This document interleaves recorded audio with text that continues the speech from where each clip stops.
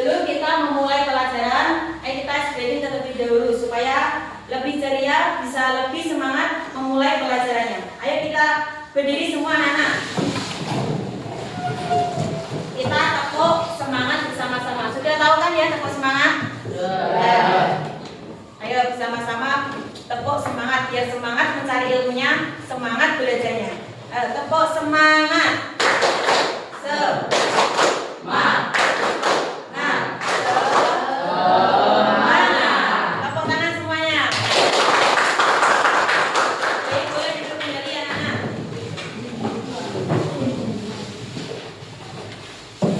Bisa dibuka buku paketnya PPKN bab 4 halaman 68.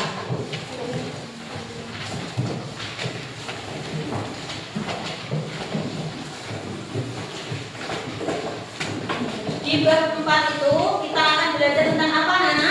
Kebinekaan Indonesia.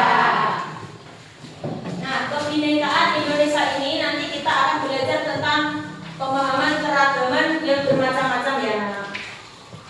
Sebelum itu, Ibu mau tanya, apa arti dari Bhinneka Tunggal Ika? Bhinneka Tunggal Ika artinya berbeda-beda tetapi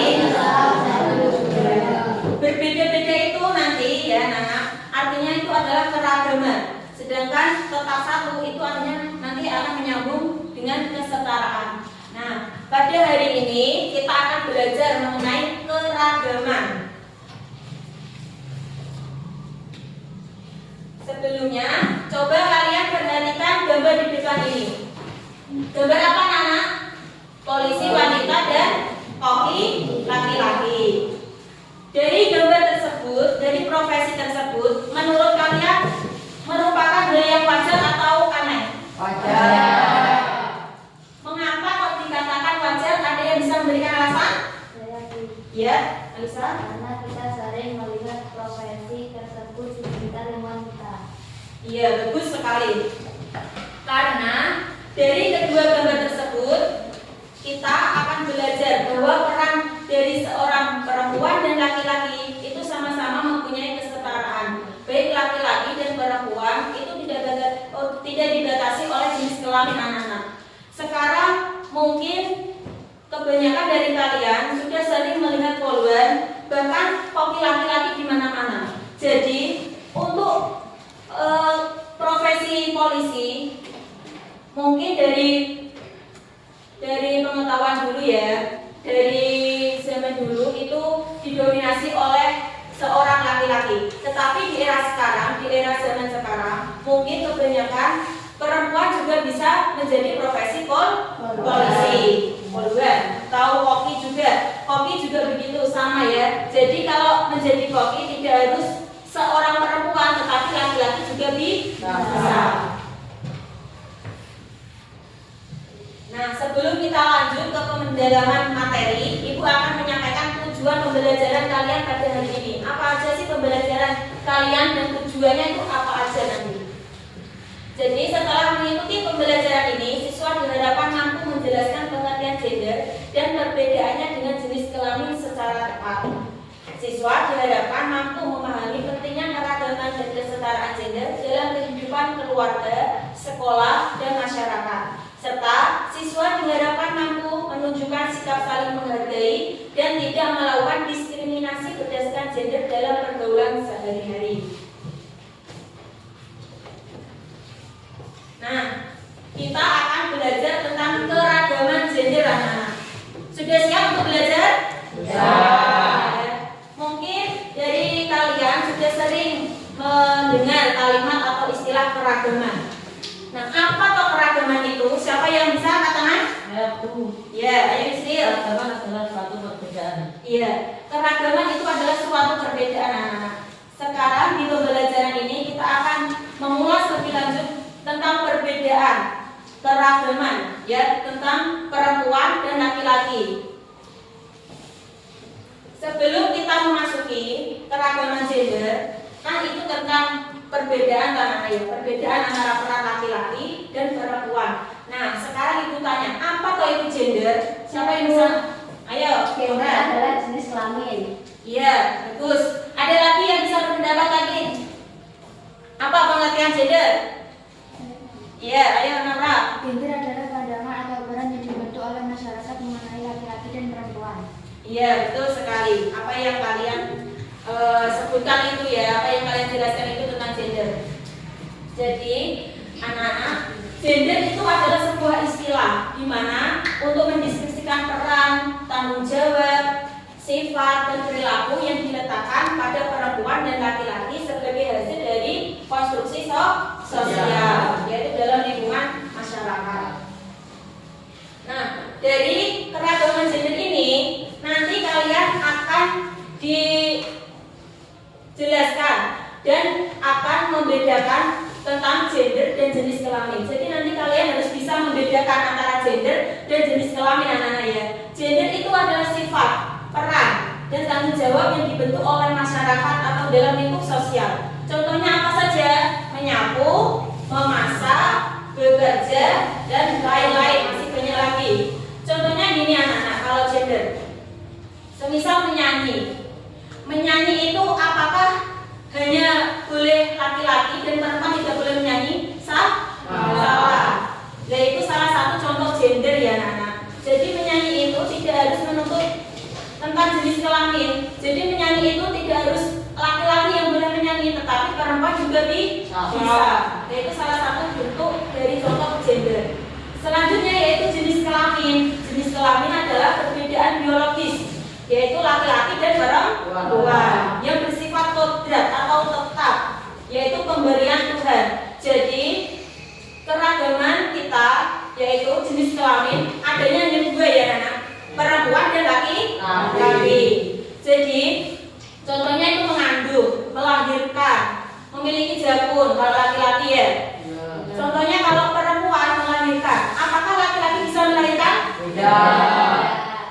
Apakah laki-laki bisa mengandung? Tidak. Perempuan apa mempunyai jakun? Tidak. Jadi kalau jenis kelamin itu sifatnya tetap anak-anak, tidak bisa diubah, tidak bisa dipertukarkan.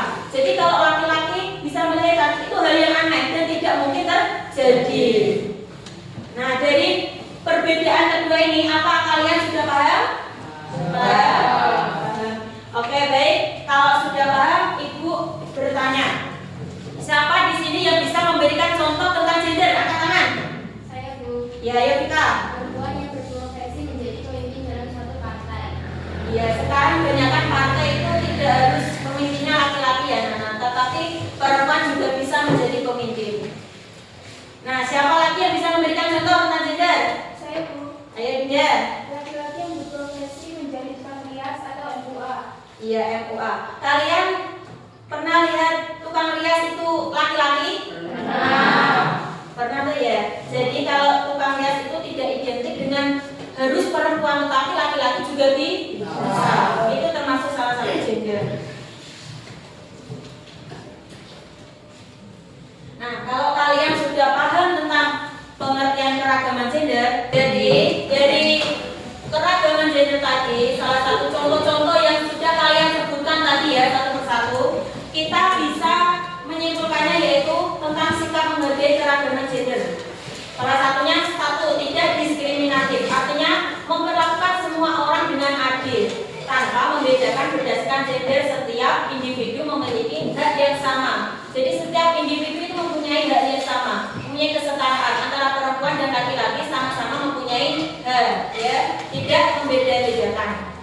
Kedua, menghormati perbedaan, artinya menghargai keunikan setiap individu dan tidak memaksakan pandangan gender tertentu kepada orang lain. Jadi contohnya gini anak-anak, kalian dengan teman sebangku kalian, apakah mempunyai hobi yang sama? Tentu tidak. Nah, kita harus saling menghormati ya antara perbedaan. Contohnya dalam teman kita. Yang ketiga yaitu memberikan kesempatan yang sama. Artinya setiap orang berhak mendapat kesempatan yang setara dalam pendidikan, pekerjaan, dan partisipasi sosial. Jadi kalau semisal ada ekstra atau apa, baik laki-laki maupun perempuan juga harus mempunyai kesamaan.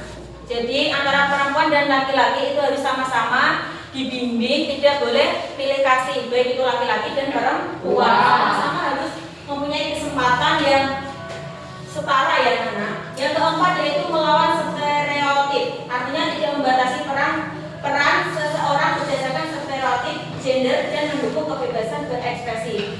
Di sini ada yang cita-citanya jadi pilot apa enggak? Ya.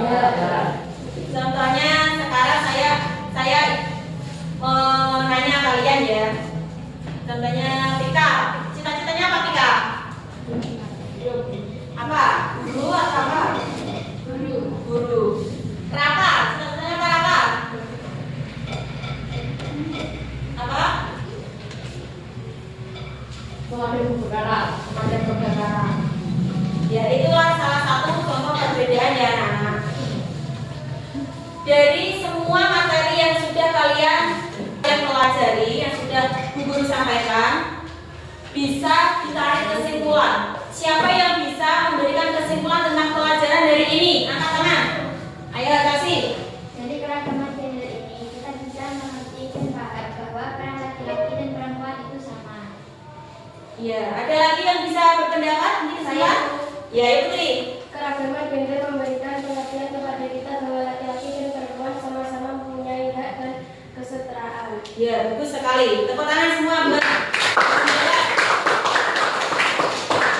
Jadi, kesimpulan yang bisa kita dapat dari ini yaitu keragaman gender merupakan bagian yang tak terpisahkan dari kebinekaan Indonesia yang harus dijaga dan dihormati bersama. Setiap individu tanpa memandang gender dan memiliki hak yang sama untuk berpartisipasi dalam kehidupan masyarakat, berbangsa, dan bernegara. Jadi dengan memahami dan menghargai keragaman gender ini, kita bisa menerapkannya dalam kehidupan sehari-hari ya anak-anak. Baik, pelajaran hari ini, pembelajaran ini sampai di sini saja ya. Jadi kalian bisa menutup bukunya dan menyimpannya di dalam tas masing-masing. Persiapan untuk pulang ya.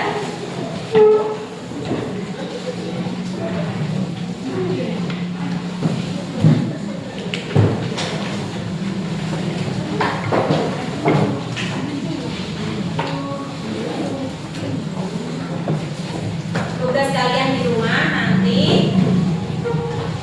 mengamati ya dan merenungkan dari keragaman gender ini. Contohnya nanti di keluarga kalian, peran bapak dan ibu kalian nanti kalian amati di rumah ya. Untuk diterapkan dalam sehari-hari untuk memahami keragaman gender ini.